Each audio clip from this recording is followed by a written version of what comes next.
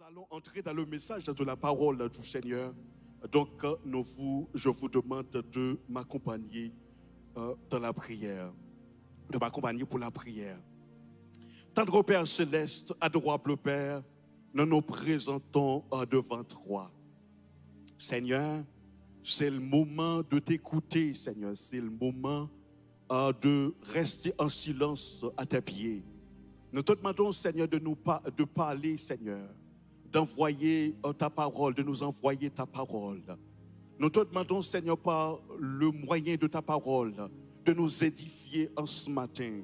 Nous te demandons par le biais de ta parole, de nous édifier, de nous encourager. Nous te demandons, adorable Père, de nous propulser à aller de l'avant pour la gloire de ton nom. Parle, Seigneur, nous t'écoutons pour la gloire de ton nom. Béni soit l'Éternel. Merci, Seigneur. Que le nom du Seigneur soit béni et exalté. Chers frères et sœurs et amis, nous ne cessons de chanter, nous ne cessons de répéter notre objectif, l'objectif que nous avons pour cette année qui constitue agrandir dans le fruit de l'esprit. Nous avons fixé l'objectif tout au long de nos jours de grandir dans le fruit de l'esprit. Ce mois-ci, comme vous le savez tous, nous parlons de la justice. Nous avions dit de la Bible, il existe dans la Bible plusieurs types de justice.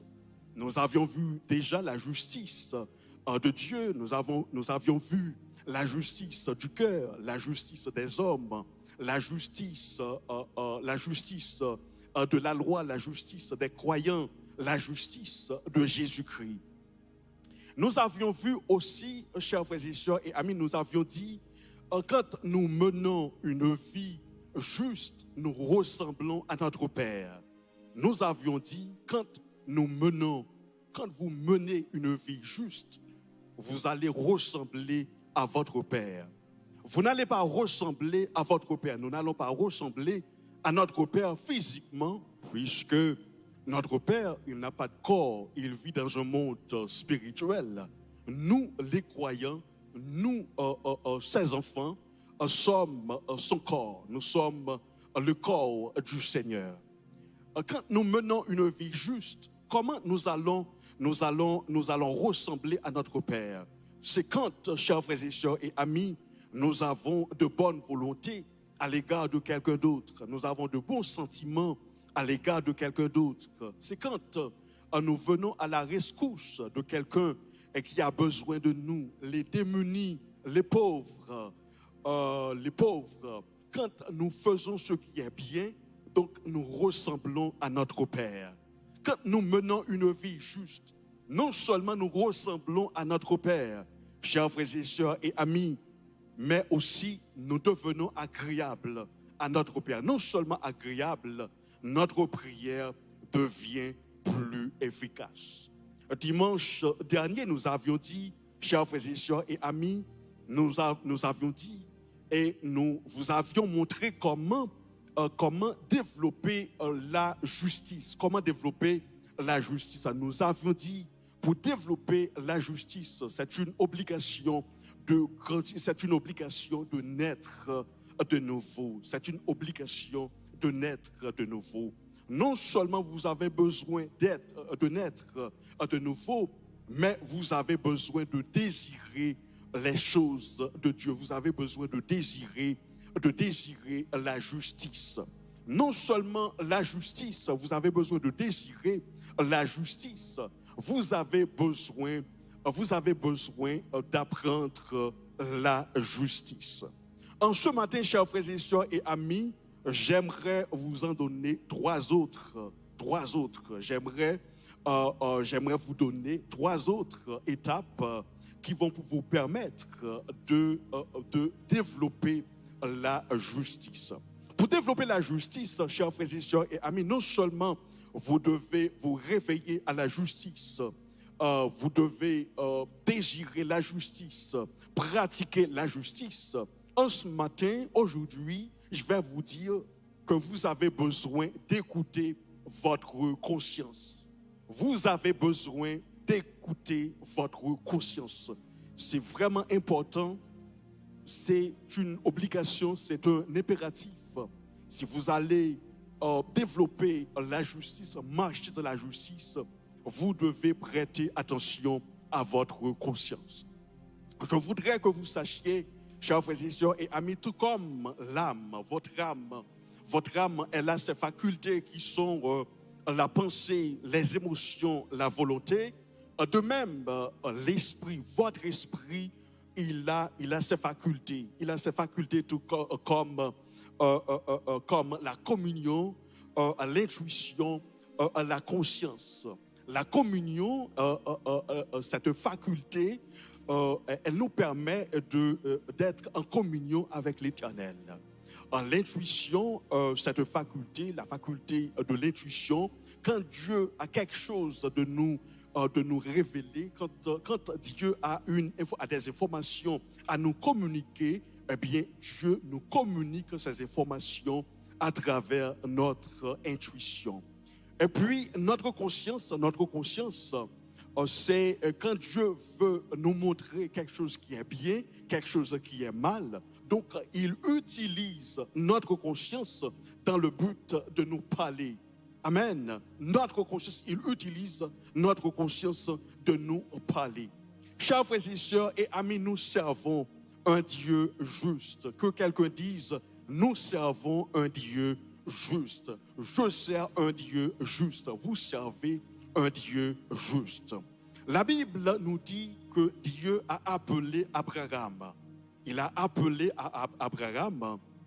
Il a fait une alliance à Abraham en disant, dans Genèse, le chapitre 1er, le verset 16, il a dit, je rendrai ta postérité comme la poussière de la terre. En sorte que si quelqu'un peut compter la poussière de la terre, ta postérité aussi sera aussi complète.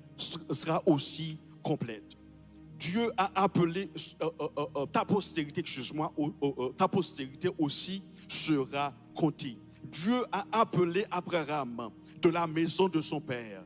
Dieu a appelé Abraham.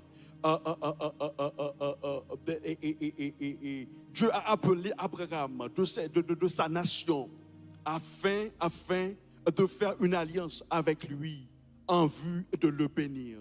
L'appel et l'alliance que Dieu avait avec Abraham, il l'a fait il les a fait avec Isaac. Non seulement Isaac, avec Jacob, plus tard avec les patriarches et finalement avec les enfants d'Israël. Sur leur chemin pour entrer en Canaan, il leur a donné les 10 commandements. Qu'en est-il là où vous êtes assis? Je vous entends dire, qu'en est-il des autres nations?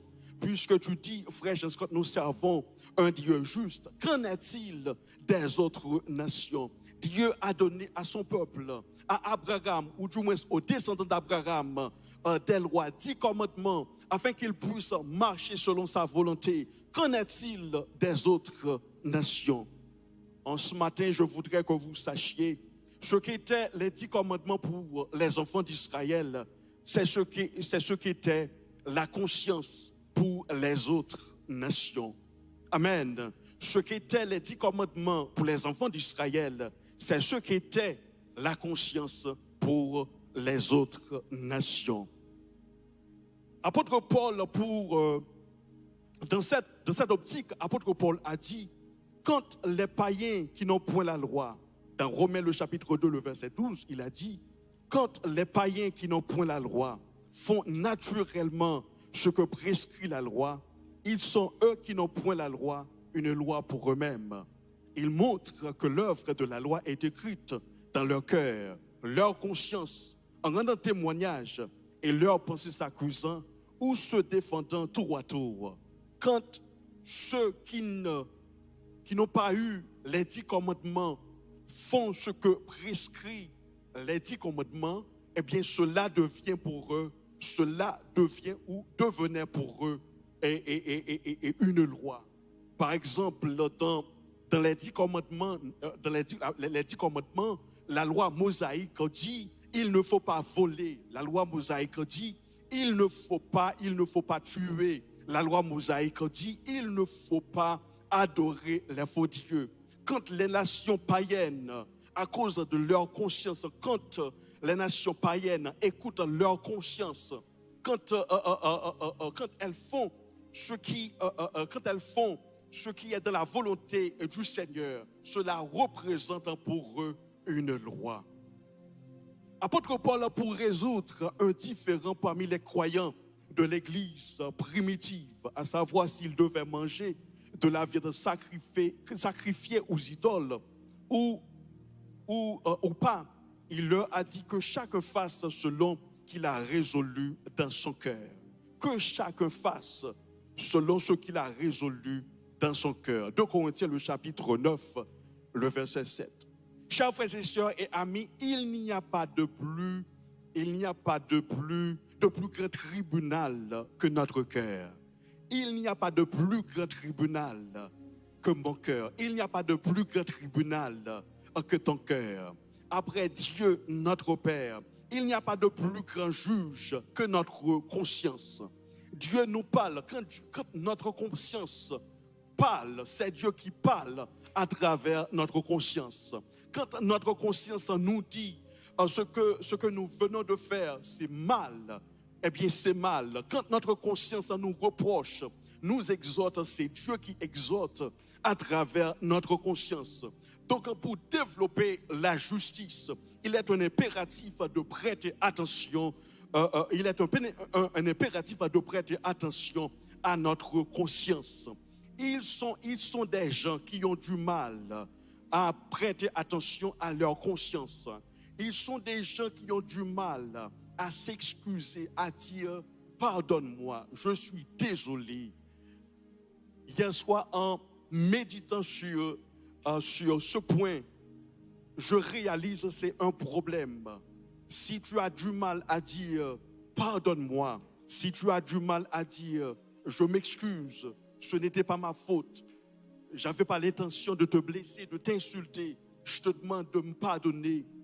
Eh bien, on peut conclure que tu as un problème au niveau de ta conscience. Tu as un problème au niveau de ta conscience. Je viens tout juste de dire, il n'y a pas de plus grand tribunal que notre cœur. Il n'y a pas de plus grand juge que notre conscience. Donc, il est un impératif, une obligation de prêter attention à notre conscience. Pour développer la justice, nous avons besoin de naître de nouveau, de désirer la justice, de pratiquer la justice et d'écouter la voix de notre conscience. Deuxièmement, chers frères et sœurs et amis, non seulement nous devons écouter la voix de notre conscience, mais également la voix du Saint-Esprit. Je voudrais que vous sachiez que nous n'avons pas un meilleur conducteur. Toi, ma sœur, tu n'as pas un meilleur conducteur que le Saint-Esprit. Toi, mon frère, tu n'as pas un meilleur compagnon que le Saint-Esprit. Tu n'as pas un meilleur guide, un meilleur prof que le Saint-Esprit.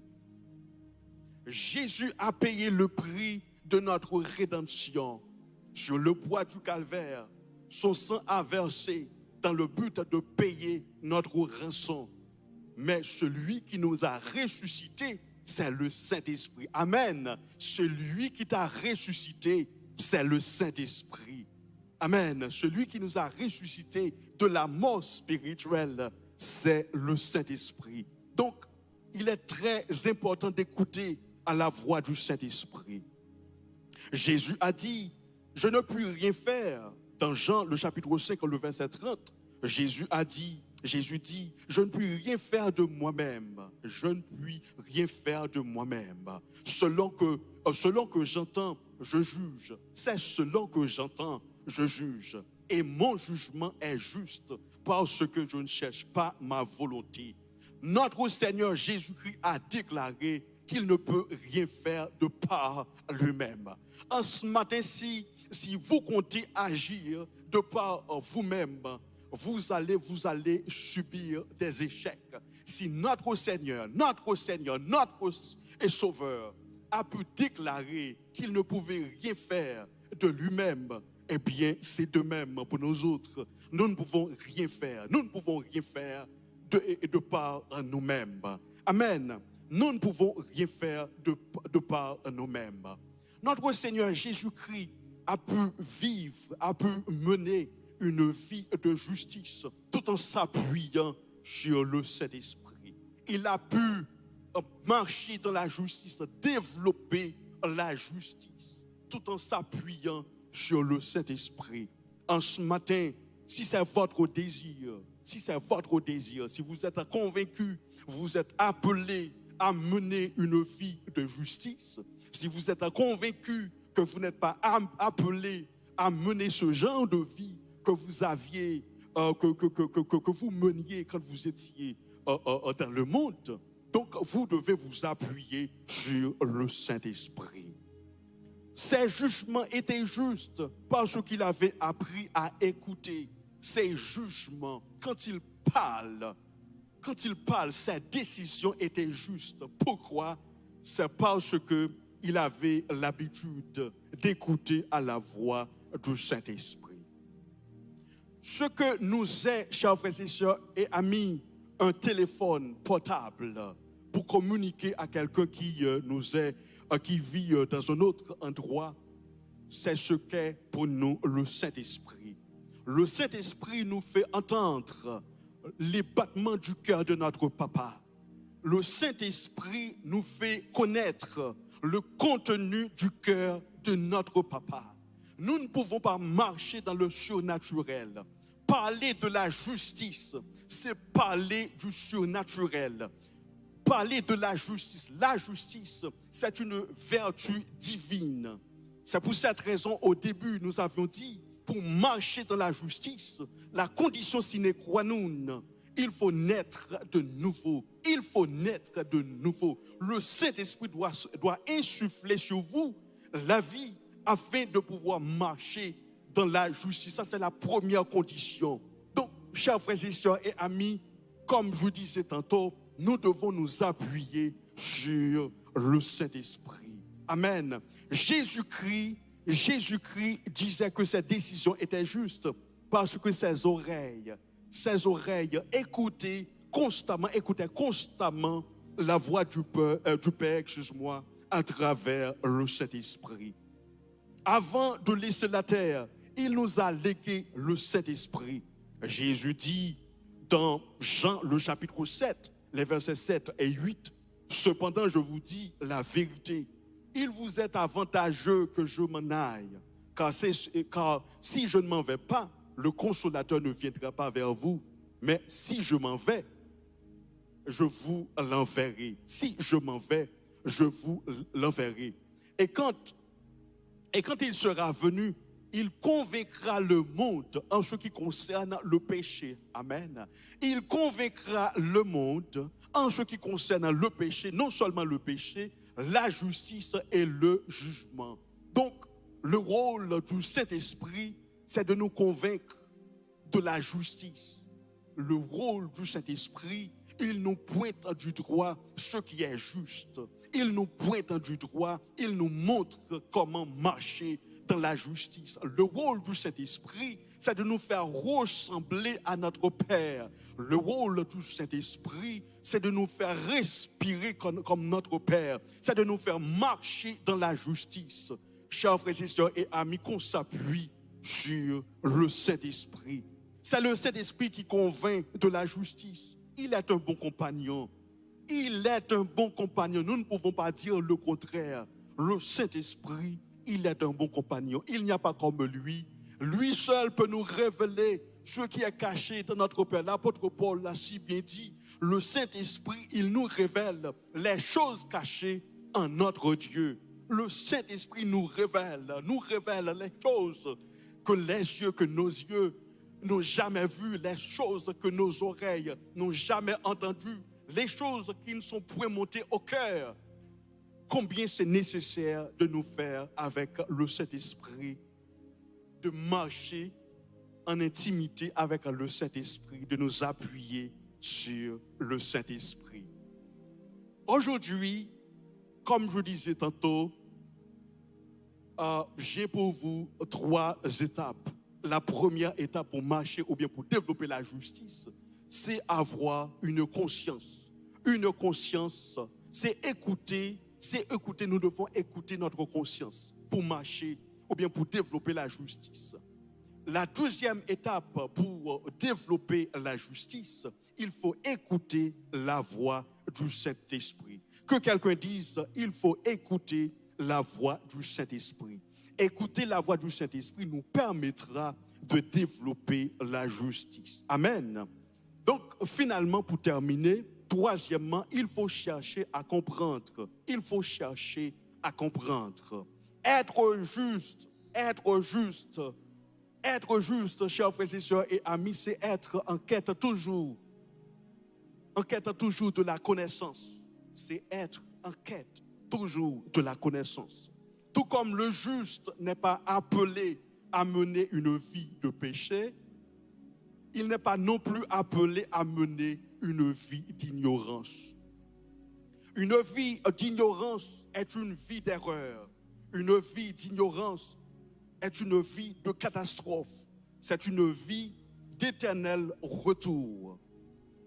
Voyons ensemble ce que dit la Bible dans Osée le chapitre 4, le verset 6. Mon peuple est détruit par manque de connaissance. Mon peuple est péri par faute, par manque de connaissance. Mon peuple est détruit parce qu'il lui manque la connaissance.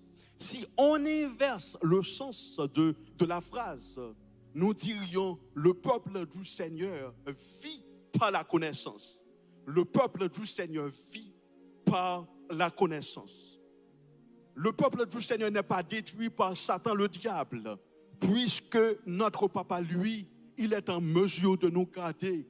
Ce qui est à lui, nul ne peut arracher ce qui est à lui. Je suis à mon papa, tu es à ton papa, nous sommes à notre papa. Nul ne peut nous arracher, nous extirper de ses mains. Il est en mesure de nous garder. Mais quand nous menons une vie d'ignorance, notre papa ne peut pas nous protéger contre notre propre ignorance. L'Éternel peut vous garder contre Satan, mais il ne peut pas vous garder contre votre ignorance. Ce qu'il a fait en ce qui concerne la connaissance, il a déjà fait en nous en donnant son Saint-Esprit pour nous donner, chers frères et sœurs et amis, la connaissance, il a déjà mis en nous. N'oubliez pas, vous avez le Saint-Esprit en vous. N'oubliez pas que vous avez le Saint-Esprit en vous. Ce point dit, il faut chercher à comprendre. Regardez le verbe utilisé, comprendre. On connaît avec l'esprit, mais on comprend avec son âme. On connaît avec l'esprit, mais on comprend avec son âme. Il y a des choses qu'on comprend, eh bien, on les comprend, quoique il arrive des fois que nous avons du mal à les expliquer parce que nous connaissons avec notre esprit, mais nous comprenons avec notre âme. Maintenant, tout comme il y a un processus pour apprendre, il y a aussi un processus pour comprendre. Pour apprendre, il faut avoir le désir pour apprendre. Pour apprendre, il faut être prêt à payer. Il faut prendre la décision pour apprendre. Pour apprendre, il faut être prêt à payer le prix pour apprendre. De même, chers frères et sœurs et amis, pour apprendre, il y a aussi un processus. Soulignons 3 conseils pratiques pour apprendre. Avant de prendre une décision, informez-vous correctement. Avant de prendre une décision, informez-vous correctement. Salomon a dit dans Proverbe, le chapitre 11, le verset 9, « L'hypocrite avec sa bouche détruit son prochain, mais par la connaissance, le juste sera délivré. » Par la connaissance, le juste sera délivré. L'ignorance tue, mais la connaissance délivre. L'ignorance tue, mais la connaissance délivre. Une des requêtes de prière que j'ai, je ne cesse de chuchoter, de murmurer cette requête de prière à l'oreille de mon papa. Je ne veux pas passer dans ce monde comme un vent. Pourquoi? C'est parce que je sais ce qu'il a mis en moi. Je sais mon papa est en moi. Le Dieu omniscient est en moi. Est en moi. Le Dieu qui est la connaissance même est en moi. Il est mon papa. Si je m'appuie sur lui, je peux tout réaliser. Donc je déclare, je ne vais pas passer comme un vent dans ce monde. Je rêve. Je veux être dominant. Pourquoi? C'est parce que j'ai le grand dominateur en moi. Je veux être influent. Pourquoi? Parce que j'ai mon papa en moi. Je veux être un conquérant. Pourquoi? Parce que j'ai mon papa en moi, celui qui est éternellement puissant. Donc, comme je disais tout à l'heure, chers frères et sœurs et amis, nous avons la connaissance en nous. C'est ce que nous dit Ésaïe, le chapitre 11, le verset 2. L'Esprit du Seigneur est sur nous, l'esprit de domination, l'esprit de la sagesse, l'esprit de l'intelligence, l'esprit de conseil et de force, esprit de connaissance et de crainte. Nous avons le Saint-Esprit en nous. La Bible nous dit, ne savez-vous pas que vous êtes le temple du Saint-Esprit? Ne savez-vous pas que vous êtes le temple de Dieu? Dieu est la connaissance même. Donc, chers frères et sœurs et amis, avant de prendre une décision, informez-vous correctement. Comme Salomon a dit, la connaissance, l'ignorance en tue, mais la connaissance délivre. Deuxièmement, prenez le temps de peser le pour et le contre. Prenez le temps de peser le pour et le contre. Salomon a dit dans Proverbe, le chapitre 15, dans le verset 28, le cœur du juste médite pour répondre. Le cœur du juste médite pour répondre. Il n'y a pas trop de différence entre par exemple, quand on veut méditer sur le message de la parole du Seigneur, il y a un processus. C'est de même quand vous faites face à une situation qui exige qu'on réfléchisse. Donc, il n'y a pas trop de différence. Pour méditer sur la parole du Seigneur, il faut comprendre ce qu'on lit, il faut comprendre ce qu'on lit, il faut comprendre le passage que tu es en train de lire, il faut le comprendre. Quand tu le comprends, maintenant tu peux méditer dessus. Et en méditant, le Seigneur, lui, il va t'envoyer des solutions. C'est de même, chers frères et sœurs et amis, vous devez prendre le temps de peser le pour et le contre. Le cœur du juste médite pour répondre. Avant de prendre une décision, vous devez examiner la question correctement. En examinant la question correctement, le cœur, il ne va pas rester en silence. Ton cœur, il ne va pas rester en silence. Il va parler.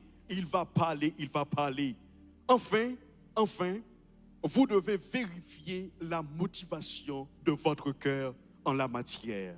Vous devez vérifier la motivation de votre cœur en la matière. La parole de Dieu nous dit dans Proverbe, le chapitre 12, le verset 5, les pensées des justes sont justes. Les pensées des justes sont justes. Ce qui différencie la pensée différencie le juste et le méchant.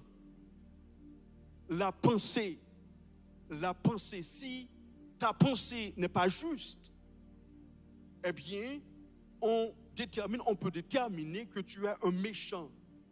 Les pensées des justes doivent être justes. Les pensées des justes doivent être justes. Dans le cas contraire, tes pensées vont être les pensées des méchants.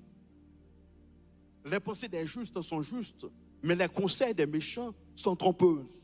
On reconnaît le méchant par ses pensées. On reconnaît le méchant par ses pensées. Quand vous prenez une décision importante, vous devez savoir le motif de cette décision. Cette décision que je vais prendre, la décision de laisser la famille, la décision Et la décision, par exemple, de continuer mes études, la décision pour choisir une carrière professionnelle, la décision pour choisir un mari, une femme, la décision pour acheter quelque chose, pour faire une acquisition. Donc, cette décision doit être alignée à la volonté du Seigneur. Cette décision ne doit pas aller à l'encontre de la volonté de notre Papa. Être juste, c'est mener une vie juste, c'est produire ce qui est juste. Même ceux qui ne partagent pas votre foi doivent admettre que vous êtes juste. Amen. Chers frères et sœurs et amis, pour marcher, pour développer la justice, c'est un impératif de naître de nouveau. Non seulement vous devez être né de nouveau, vous devez avoir de la soif ou bien désirer la justice. Vous devez pratiquer, vous devez apprendre à marcher dans la justice. Et maintenant, je viens tout juste de vous donner trois autres étapes. La première étape, vous devez écouter votre conscience. En fermant l'oreille pour ne pas écouter, la voix de notre conscience, c'est comme si nous fermons nos oreilles pour ne pas écouter la voix de Dieu.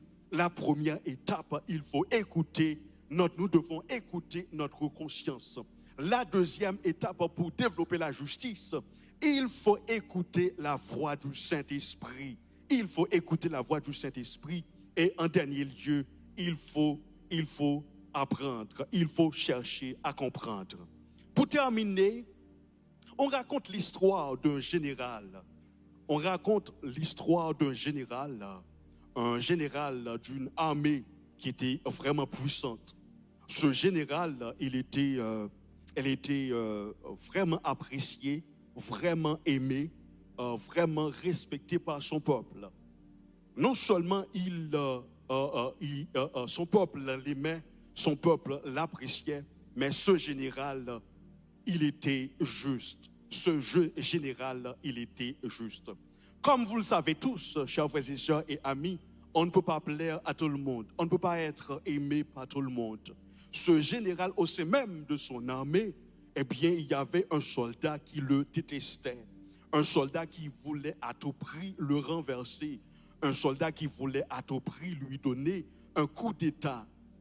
Ce général, en entrant en lui-même, il était conscient qu'il était vraiment puissant. Il était conscient qu'il était aimé par son peuple, qu'il était juste.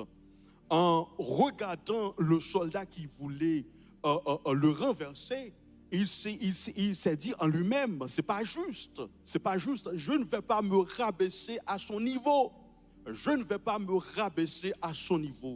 Le général est juste. L'autre, il est jaloux de lui. Il veut à tout prix le renverser, lui donner un coup d'état. Le général, dans sa justice, il a dit, je sais ce que je vais faire. Je veux ordonner à un petit soldat de s'arranger en bataille contre toi. Et par moyen de ce petit soldat, je vais te battre. Je vais te réduire à un rien. Ce petit soldat choisi par le général, ce n'était pas un n'importe quel soldat. C'était à travers sa vie, on pouvait déceler la vie du général. À travers sa vie, à travers son comportement, on pouvait voir les caractéristiques du général. Ce petit soldat, il ne portait pas son uniforme tout simplement pour porter son uniforme. Il ne portait pas son fusil tout simplement pour porter son fusil. C'était un soldat qui respectait son général, qui voulait être comme son général. Et en fin de compte, ce petit soldat, après avoir reçu de son général le pouvoir qu'il avait besoin, l'autorité qu'il avait besoin, il a pu s'arranger en bataille contre le révolté et il a pu vaincre le révolté. À travers cette histoire, je peux voir notre histoire à nous. À travers cette histoire que je viens tout juste de vous raconter, je peux voir notre histoire à nous. ce général qui est juste, c'est notre papa. Il est juste. Il est tout puissant. Hein? Il est aimé par tous. Il est aimé par tous. Il est juste. Sa justice est reconnue par tous, non seulement par nous qui sommes ses enfants, mais aussi par ceux qui sont dans le monde, et même ça dans le diable. Et ses acolytes sont conscients que Dieu, il est juste.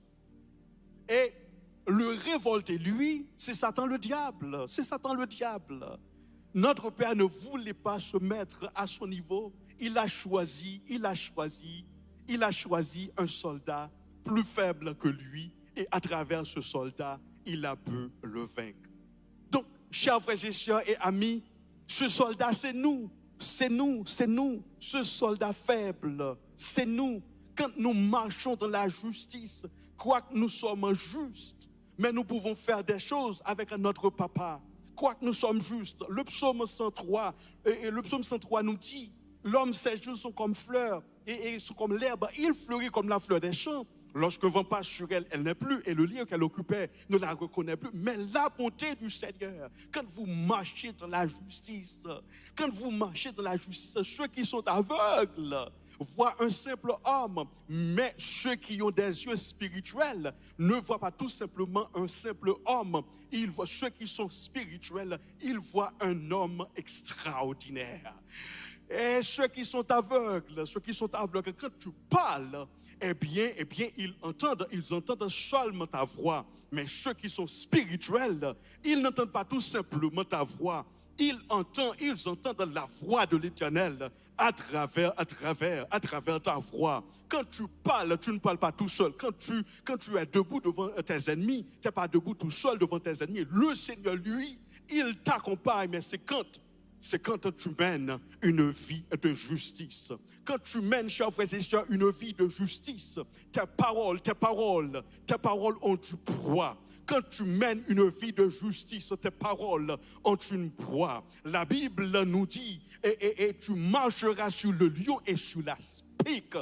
Tu fouleras le lionceau et le dragon. Ta façon de marcher dit tout. Ta façon de parler dit tout. Ta façon de réagir dit tout. Tu marches sur les serpents et sur les scorpions. Et sur les scorpions. La parole du Seigneur dit, je t'ai donné les clés du royaume. Quand tu marches dans la justice, et tu peux lier des choses. Ce que tu lis sur la terre est lié dans le ciel. Ce que tu lis dans le ciel est délié sur la terre. C'est quand tu marches dans la justice. Tes paroles ont du poids. Mais quand tu ne marches pas dans la justice, quand tu marches n'importe comment, chers frères et sœurs et amis, les paroles de Dieu dans ta bouche, les paroles de Dieu dans ta bouche sont légères, n'ont pas de poids, n'ont pas de sens. Satan ne te rend pas quand tu parles. Satan ne te rend pas quand tu pries. Satan, le diable, ne te rend pas quand tu chantes. Mais quand tu marches dans la justice, chers frères et sœurs et amis, tu peux accomplir la volonté de notre papa. Tout comme ce petit soldat, il pouvait accomplir la volonté de son général. Et nous autres, nous pouvons accomplir la volonté de notre papa. Nous pouvons accomplir la volonté de notre papa. La Bible nous dit, chers frères et sœurs et amis, Dieu a choisi, dans 1 Corinthiens, le chapitre 1er, le verset 27, Dieu a choisi les choses folles. Dieu a choisi les choses folles pour confondre les sages. Dieu a choisi les choses folles du monde pour confondre les sages. C'est ce que la parole du Seigneur nous dit. Et Dieu a choisi les choses faibles du monde pour confondre les fortes. Dieu nous a choisis. Dieu nous a créé une créature faible et il nous utilise pour vaincre Satan le diable. Quand nous marchons dans la justice, nous pouvons résister Satan le diable. Et nous pouvons résister Satan le diable et ses acolytes et chers frères et sœurs et amis. Donc en ce matin, vous n'avez pas d'autre choix, c'est de marcher dans la justice. C'est de marcher, il faut marcher dans la justice. Vous êtes spécial, c'est quand vous marchez dans la justice. Vous êtes extraordinaire. extraordinaire, c'est quand vous marchez dans la justice.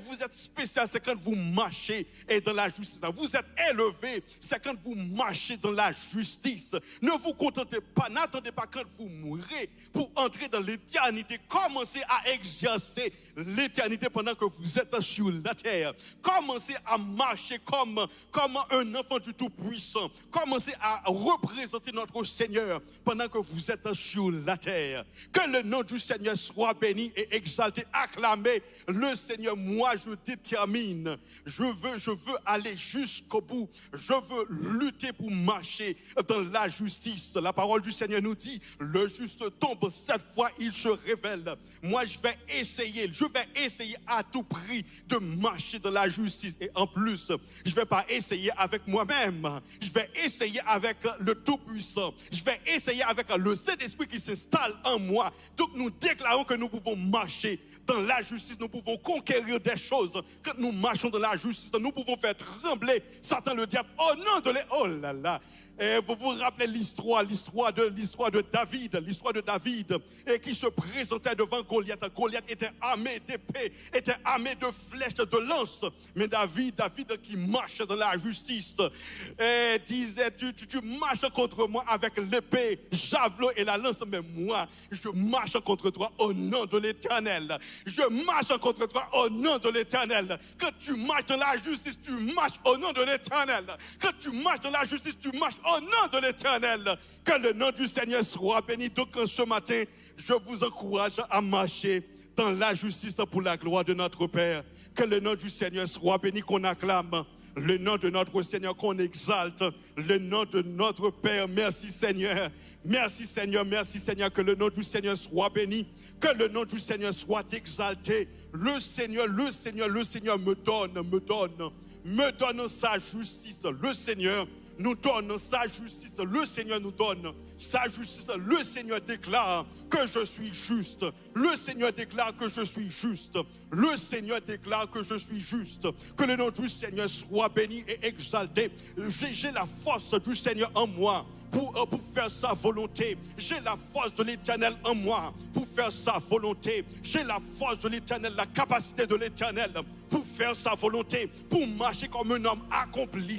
Pour marcher comme un homme accompli. J'ai la capacité de l'Éternel en moi pour faire la volonté de Dieu. Je ne veux pas être un n'importe qui. Je veux être un influent, un dominant, un conquérant parce que j'ai l'Éternel dans ma vie. Vous avez l'Éternel dans votre vie.